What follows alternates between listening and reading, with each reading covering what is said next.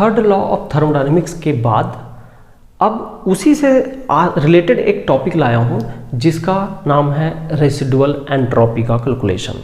दो नाम देते हैं, एक बोलते हैं रेसिडुअल एंट्रोपी और दूसरा बोलते हैं एंट्रोपी ऑफ प्रोबेबिलिटी। हालांकि ये स्टैटिस्टिकल थर्मोडायनेमिक्स में एक बार और आता है ये फॉर्मूला, सेम फॉर्मूला आएगा, लेकिन वहाँ मीनिंग थोड़ा सा अलग होता है। यहाँ मीनिंग को रेसिडुअल के सेंस में लेंगे, वहाँ ये जो एंट्रोपी ऑफ प्रोबेबिलिटी वहाँ के लिए और अच्छा दिखता है। जैसे देखें, दोनों में लॉजिक सेम है, हालांकि चाहे स्टैटिकल में पढ़ो या यहाँ पढ़ो, लेकिन यहाँ पर मैं बोल रेसिडुअल शब्द ज़्यादा फिट बैठेगा। हालांकि वो प्रोबेबिलिटी भी समझ में आ जाएगा कैसे। थोड़ा सा सोचिए कि थर्ड लॉ में हम लोग बात किए हैं कि परफेक्टली क्रिस्टलाइन सॉलिड का 0 डिग्री केल्विन पर एंट्रोपी 0 होता है। ये तो हो गया परफेक्टली क्रिस्टलाइन सॉलिड का, लेकिन what about the non perfect solid, है ना।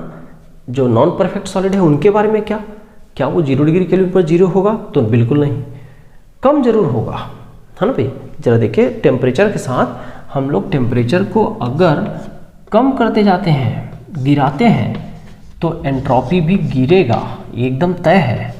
लेकिन 0 डिग्री केल्विन पर यह एंट्रोपी 0 कब होगा? फॉर परफेक्ट सॉलिड के लिए। अब परफेक्ट सॉलिड का मतलब क्या? Crystalline solid.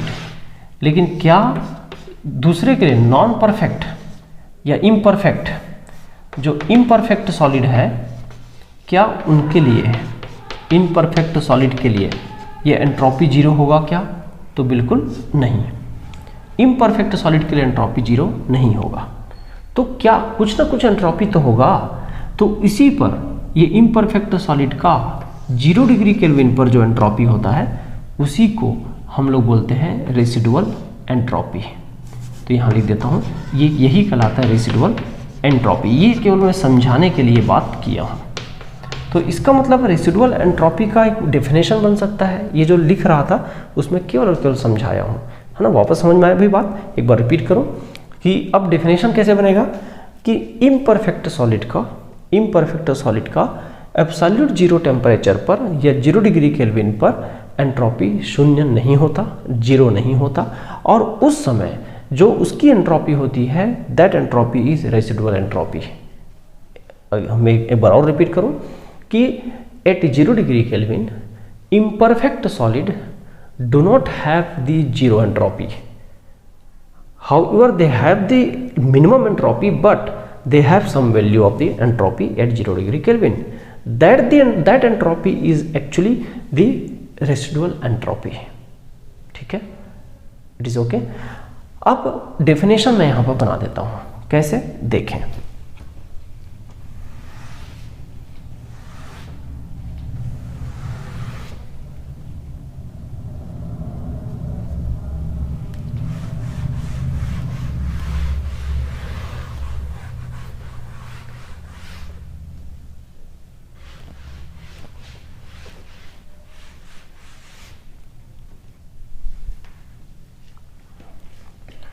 मैं लिखता हूं at 0 degree Kelvin perfect crystal have 0 entropy, है ना। But at 0 degree Kelvin imperfect crystal have some entropy, have some minimum entropy, which is known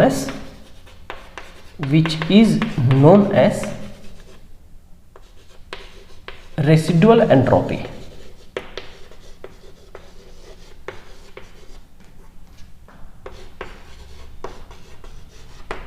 ये लीजिए, रेसिडुअल एंट्रोपी का मैंने डेफिनेशन लिख दिया है, ठीक है। जैसे समझाया बिल्कुल वैसे ही। रेसिडुअल एंट्रोपी को हम लोग प्रोबेबिलिटी ऑफ एंट्रोपी भी बोलते हैं या एंट्रोपी ऑफ प्रोबेबिलिटी भी बोलते हैं। क्यों ऐसा? तो एक्चुअली समझिए उसके घटना को, ये क्योंकि प्रोबेबिलिटी ऑफ ओरिएंटेशन के कारण ही ये होता है है ना। जैसे कोई गैसियस चीज़ ले लो, यहाँ देखो CO मॉलिक्यूल जब गैस फॉर्म में है, मान लो कार्बन मोनोऑक्साइड गैस ले लिए अपन, तो ये कार्बन मोनोऑक्साइड गैस के मॉलिक्यूल दूर दूर हैं, लेकिन जैसे ही टेम्परेचर हम डाउन करें तो ये एकदम पास पास आ जाएंगे।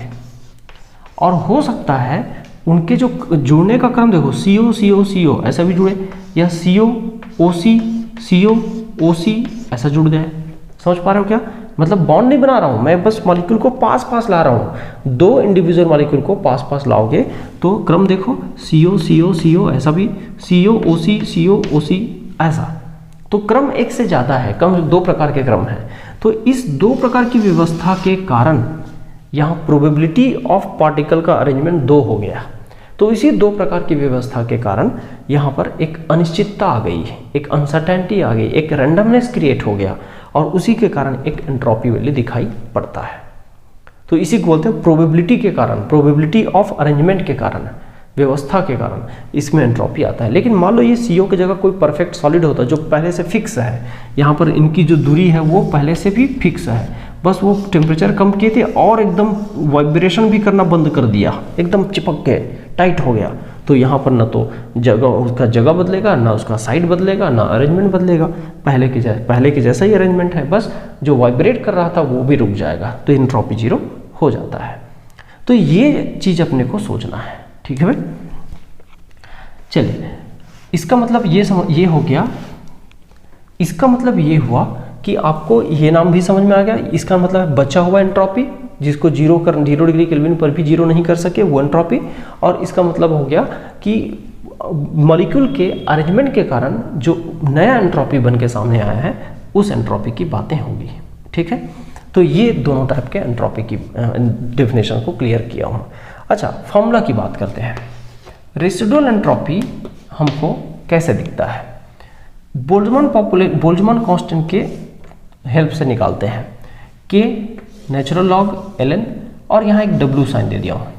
W क्या है मैं बता रहा हूँ। W को बोलूँगा कि प्रोबेबिलिटी ऑफ अरेंजमेंट। यहाँ पर W क्या है? Here W equals to probability of arrangement, probability of arrangement, मतलब जो व्यवस्था हुआ उनकी संभावना कितनी है ना। जो अरेंज हुआ मॉलिक्यूल दूर से आके गैसियस मॉलिक्यूल, तो उनकी प्रोबेबिलिटी ऑफ ओरिएंटेशन कितना है, कितनी तरह से वो अपने आप को व्यवस्थित कर सकता है, तो उसी को हम लोग प्रोबेबिलिटी ऑफ ओरिएंटेशन बोलते हैं। ये इसी चीज़ को समझाना जरूरी है। तो इसको भी कितना भी बोलूँगा फिर भी जब तक एग्जाम्पल नहीं दूंगा शायद समझ में ना आए, तो उनके लिए देखना प्रोबेबिलिटी ऑफ ओरिएंटेशन कैसे निकाला जाता है। मैं यहाँ पर बोलता हूँ कि अरेंजमेंट को ध्यान में रखना, और पावर जितना भी नंबर है, नंबर ऑफ मॉलिक्यूल है, उसको पावर में रखना। कैसे? फॉर एग्जांपल देखो कि 1, मैं मान लो ऐसा लिखता हूँ, 1 मॉलिक्यूल हैव, एग्जांपल के तौर पे समझो, 1 molecule have 2 type of arrangement, 2 type of arrangement. तो यहाँ पर क्या होगा, 2 को नीचे रखेंगे W निकालने के लिए, 2 को नीचे रखेंगे और एक मॉलिक्यूल को ऊपर रखेंगे। कहने का मतलब इसका वैल्यू 2 आएगा W का। सपोज करो ऐसा बोले, कोई बदल के बात करता हूँ, सपोज 3 मॉलिक्यूल है और 2 टाइप अरेंजमेंट है, तो जो W है वो क्या होगा, अरेंजमेंट कितना, 2 प्रकार का, और मॉलिक्यूल कितना, 3, 2 का पावर 3, ऐसा करना है। ठीक है भाई, बात आ रहा है समझ में? तो ये अब W आप समझ गए होंगे।